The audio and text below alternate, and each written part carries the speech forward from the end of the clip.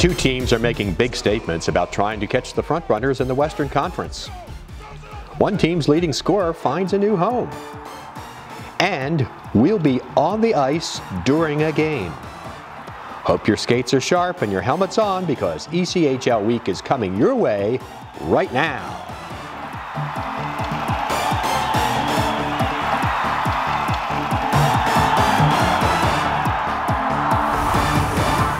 There's no team so far this season in the ECHL that has shown the kind of concentrated offensive firepower that Colorado has displayed. With 3 players in the top 5 in league scoring, the Eagles can light the lamp in a hurry. A recent game in Stockton proves the point. Down 3-0, 5 minutes into the second period, the Eagles struck for 7 goals in the final 35 minutes and took a 7-5 victory over the Thunder.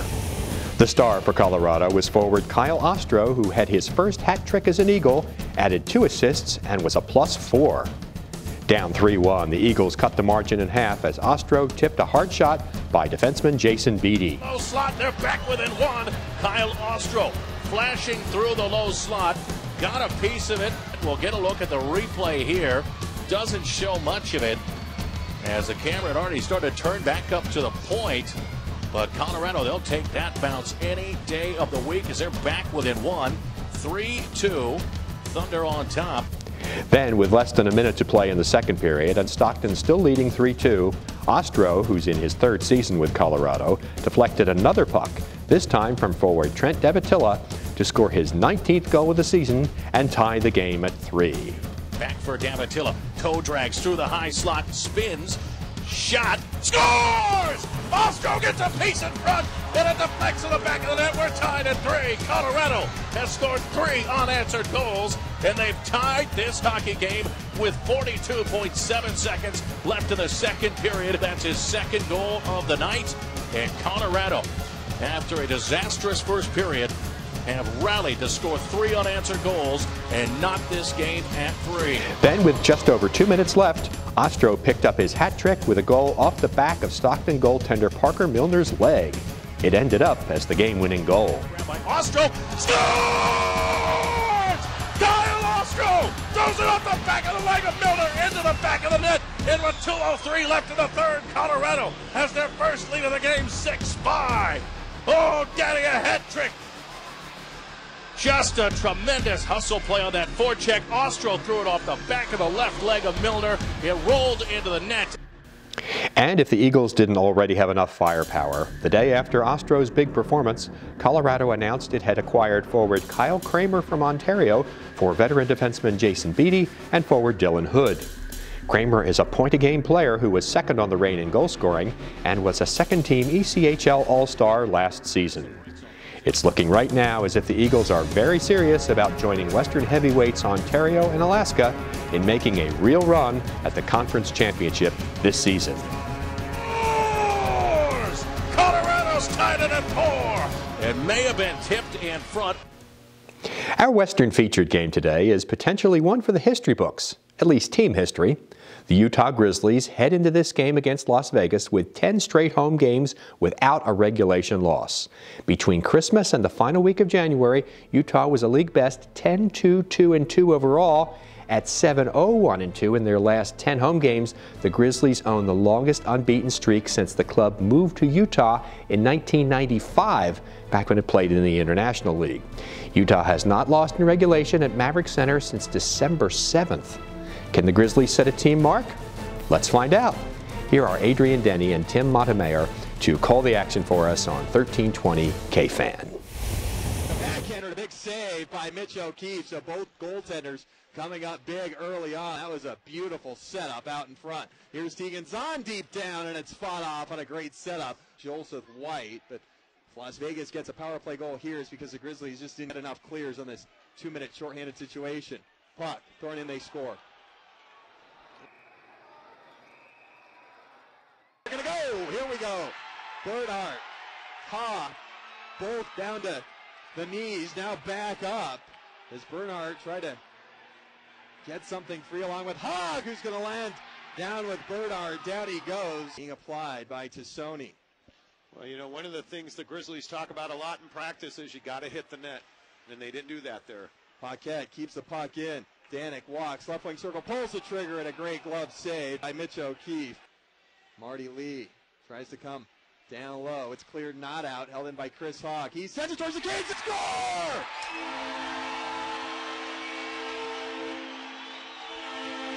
Of one being aware, and look at Las Vegas, lackadaisical on the clear, puck gets to the net. Corner, Yolito spins, finds Zahn in the circle, slot, shot, save made by O'Keefe as Zahn left all alone and got the grade A scoring chance between the circles, but O'Keefe there to make the save. Now he's to get it out of his zone, the hometown boy. Avan rolls it out in front as O'Keefe came down to play it loose in front. They hammered it and score!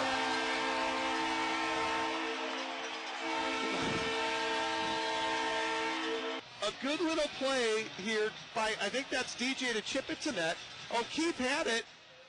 Boy, he just didn't cover the puck, and it is DJ Yolito who's going to get the goal there. Brant Gwitt, Wranglers dump it in.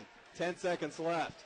Channing Bowe, Grizzlies swarming, though the Wranglers have a 6-on-5, 4 seconds left. It's loose. Grizzlies kick it near side. Aban, 1 second left. That does it. Grizzlies unbeaten at 11 straight for the first time in team history.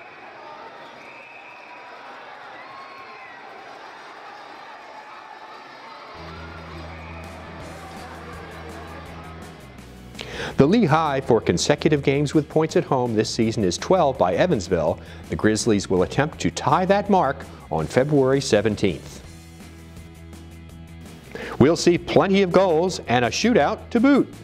ECHL week continues.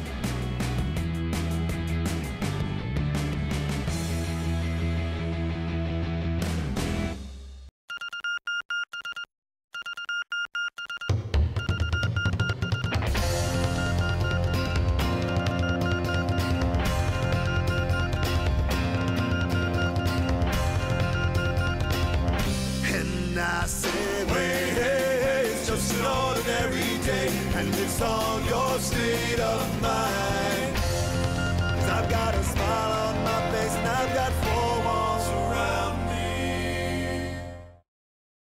Are you paying too much with your current payroll company? Are you concerned about how Obamacare could affect your business? If you're interested in a better, more cost-effective solution, Einstein HR is the answer. No more stressing out about Obamacare and the new regulations. No more worrying about being in compliance. No more overpriced payroll services. Let Einstein HR get you back to the business of doing business instead of spending needless hours and frustration taking care of details that add nothing to your bottom line. We provide a first-class payroll and HR services with superior customer service. Call Einstein HR today. What you want to do is, have you already enrolled? What did that just do? Wait, don't panic. You're ready to make your payment. There it is. Oh my God! I really can't believe it. That's awesome. Good for you.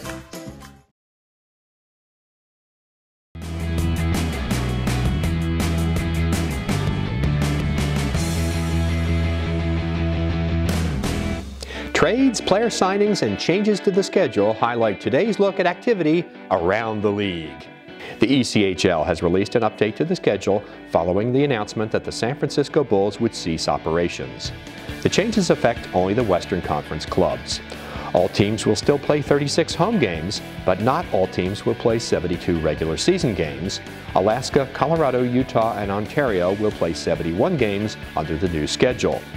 As a result, playoff seeding in the Western Conference, as well as the winner of the Brabham Cup and home ice advantage in the Kelly Cup Finals, will be determined by winning percentage and not by points in the standings.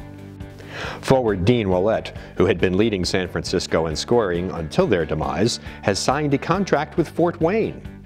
Ouellette had 30 points in 38 games with San Francisco. He's a second-year pro who was second on the Bulls in scoring a year ago. Ouellette ranked third in the ECHL among rookies in goals, tied for third in points, and was named an ECHL All-Star last season.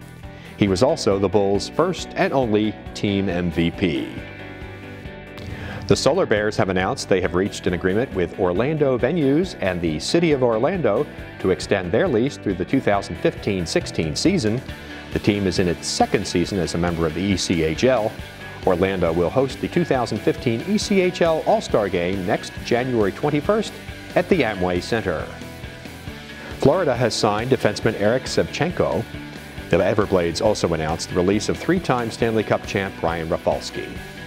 Sevchenko saw some playing time this season with San Francisco, recording a goal and 5 assists in 9 games. The 40-year-old Rafalski had an assist in 3 games with the Blades.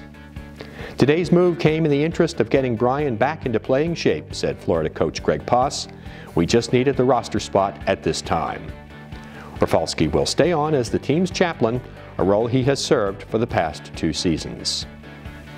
Gwinnett has traded forward Brett Lyon to the Ontario Reign in exchange for defenseman Art Bydlewski and Eric Springer.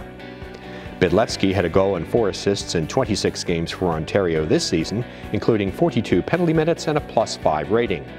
He split last season between South Carolina and Bakersfield. Springer was playing in his second pro season with Ontario. The former Wisconsin Badger had a goal and 8 assists for the Reign this season and was a +2 in 32 games. Lyon had a goal, 11 assists, and 68 penalty minutes in 20 games as a Gladiator. Even though Ontario is at the top of the Western Conference standings and Las Vegas is at the bottom, it didn't make any difference on the scoreboard or at the turnstiles on January's final night. The Wranglers scored a couple of first-period goals and parlayed that into a 5-2 win over the Reign. On top of that, the victory took place in front of an all-time record sellout crowd at Orleans Arena, 7,786 fans. Vegas goalie Travis Fullerton gave the fans their money's worth. He made more saves in one period than any other goalie this season, 25 in the third. And he ended up with 47 saves in his team's victory. As February starts, the Eastern Conference playoff picture is so crowded that it's already easy to imagine the race for Kelly Cup tournament spots going right down to the final day of the regular season on April 13th. Considering there are 8 teams within 5 points of one another, every single point is crucial. Our Eastern game today is 2 of the clubs in that hunt, South Division members Florida and Greenville. Giving us the description is Paul Teeple on WBGY. All the way to the wall, now half boards, fed out to the middle, Blue Stayskoll with the goal! Joe Stayskoll through traffic gives the Blades a 1-0 lead. Greenville has the puck, but Johnson hammered down by Birch, who's not screwing around with the physical game here tonight. Marcoux left him back behind side of that Johnson goal. Oh, he put it off of Cannon in. And Greenville ties it at 1 with 1:44 to go. Will get 4 new PK guys out there. 16:10 to go, second period. 38 seconds left in the Blades penalty kill. Valorant trying to speed into the zone. Marked there by Dolan on entry. Fires a goal. Marc-Olivier Valorant continues to victimize the Blades. Near wall, Schmitz trying to track it down. Holds it down the boards, but Haggerty wraps it out. Arnold's behind the defense. Here comes Scott Arnold on a breakaway. Arnold goal. Scott Arnold cashes in for Greenville. Has now scored 3 in a row, just as they did last night. DeVos into the zone. 2:53 to go. Malka, cross-ice, Schmitz. Fakes the shot, drop to Malka. Malka to the far boards. DeVos, top of the circles. Back to Malka, one-timer goal! Olivier Dane Malka with a huge one for the Blades. Nielsen, it'll get up to Carzo. Carzo finally muscles it out to center. Steered along for Dolan into the zone. Dolan, drop, Carzo, front of the net, Carzo, goal! Rocco Carzo ties it up! By Sean Dolan for Rocco Carzo as we get the replay in here. Drop pass, Carzo to the front, past the blocker. By Trevor Can, puck at the point, Haggerty. Swipe down to the front, saved by Can. Rebound loose at the side of the cage. Can can't cover it. Bonus tries to chop it up, can't get it up. Fed through the front, Valorant fed across, off the post! No goal! Play continues! Oh, they called it a goal! Oh, it looked like it was off the post, but Greenville leads! Greenville zone, DeVos giving chase. Klassen funnels in behind McLean to the front. Goal! Mike Merrifield ties it for the Blades with 30 seconds left. Everybody lost the vulture on the near post, and this game is tied. On OT, Malka racing in, winds and fires, saved by Mission. Rebound to the far wall, Stayskull to the net, saved by Mission. Rebound chopped at, on the backboards, still loose, 2 seconds left, and fed out, and Briss getting punched at by Jason Mission as time expires. Points this year in 5 games rather. Valorant straight into the backhand, kicked out by Can as Valorant got too cute and lost the handle on the puck. The righty pulls hard to the left, taking his time, deliberately to the middle. Goal! Top shelf, where Grandma hides the cookies. The lefty pulls hard to the left, all the way to the faceoff dot, back to the middle. Shot saved by Can.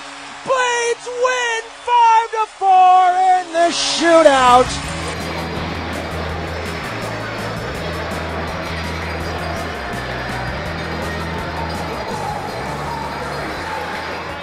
Coming up, we go behind the scenes in very plain view.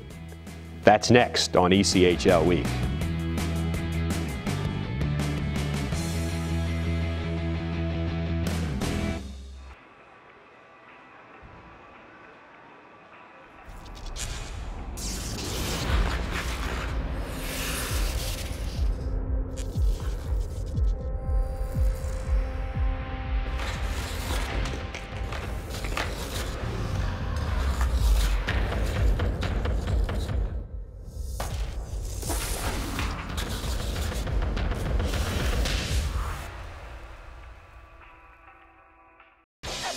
Adopting a new pet is a rewarding experience.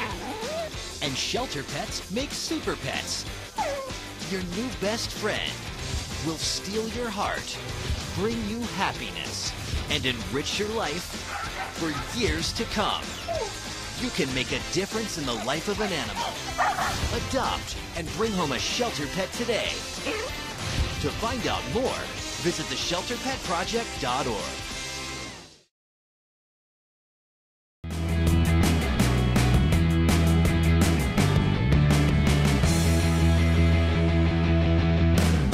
Hi, this is Dan Eves of the Cincinnati Cyclones, and you're watching ECHL Week.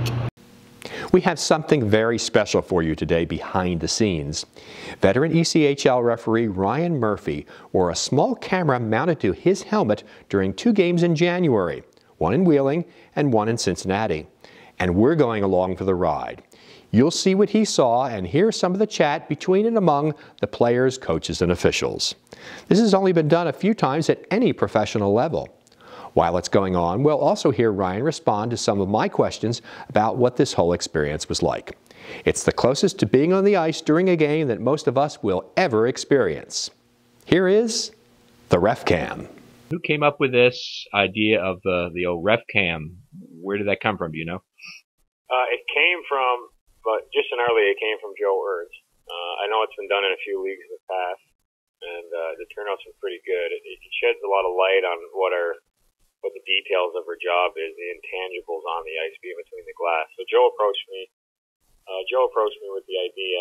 It was originally, to be honest, I was originally reluctant at the start because contrary to what some fans may believe, the last thing an official wants is to be have any attention drawn upon themselves. Because 9 times out of 10 were shed in usually a negative light.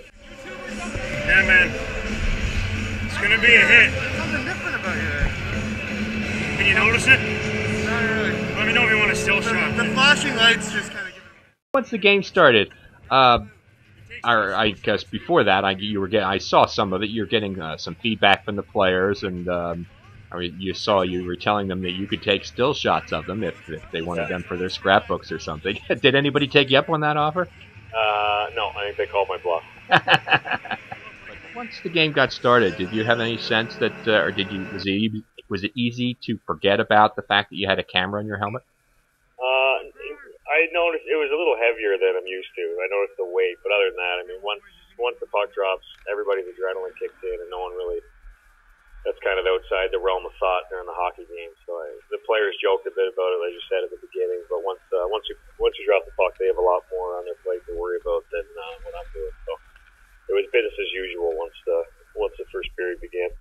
Isn't it kind of amazing the way the technology changes in everyday life, let alone in ice hockey? Can you imagine when you started officiating, as a serious pursuit 10 years ago? Could you have ever imagined that you'd be wearing a camera on your helmet some game?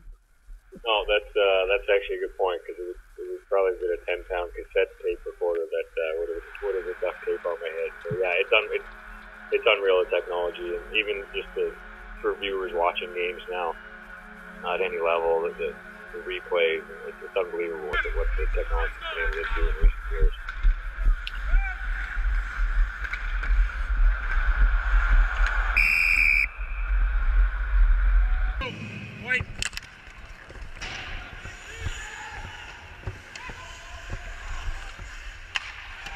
The practical application, I mean, it's nice to see, and for fans to get a real look behind the scenes of, what those guys say when you're on the ice, that kind of thing. But in terms of practical application for helping officials learn based on what they see on that kind of video, do you think that could be a real tool in the future? You mean tools for developing? Developing and for learning and being. Absolutely, I think that I foresee that just that video I had will be used. Training camp and stuff. I'm sure that'll be brought up. I think it's good to hear. Communication is a really large part of the job. Penalties aren't working on the main board right now. They're going to only be on the sidelines.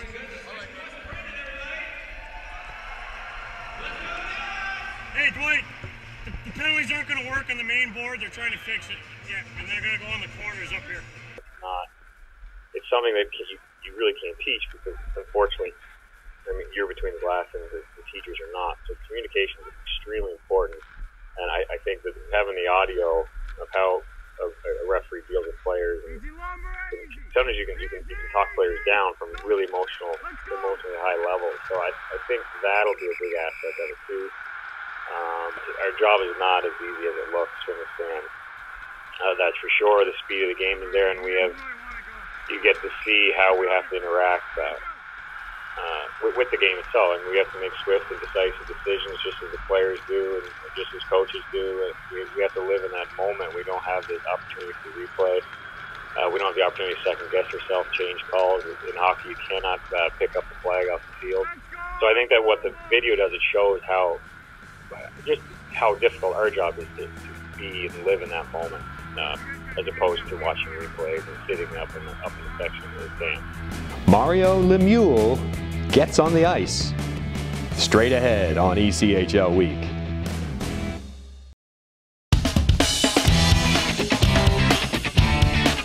We are proud to bring our 2015 All-Star Game to the city of Orlando and the Amway Center. I am sure, given the many local attractions, the outstanding arena, we will have a record number of fans, sponsors, league partners, as well as NHL and American Hockey League representatives want to attend this event in 2015.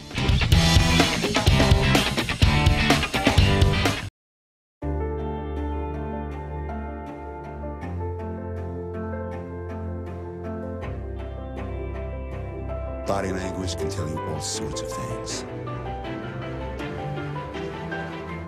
Like someone is having a stroke.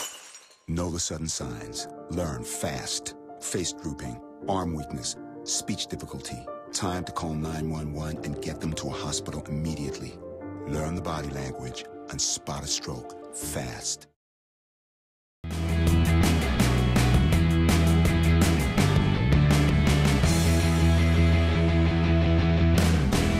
Here on the program, we try to show the more lighthearted aspects of ECHL games. Some of them take place between periods to entertain fans. Let's look at Mario Lemieux, Bobby Orangutan, and the other superstars during a recent performance.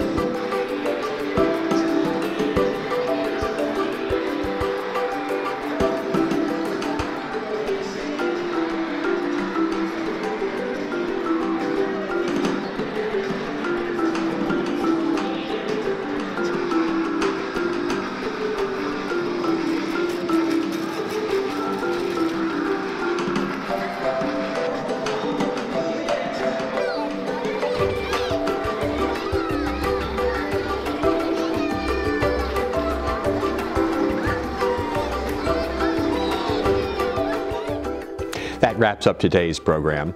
Our next show will be available the weekend of February 21st. At that time, we'll recap the Hockey Heritage Weekend in Alaska, and we'll also report from the 2014 ECHL Hall of Fame induction luncheon. We hope to see you then. Until then, make it a good week. Make it an ECHL week.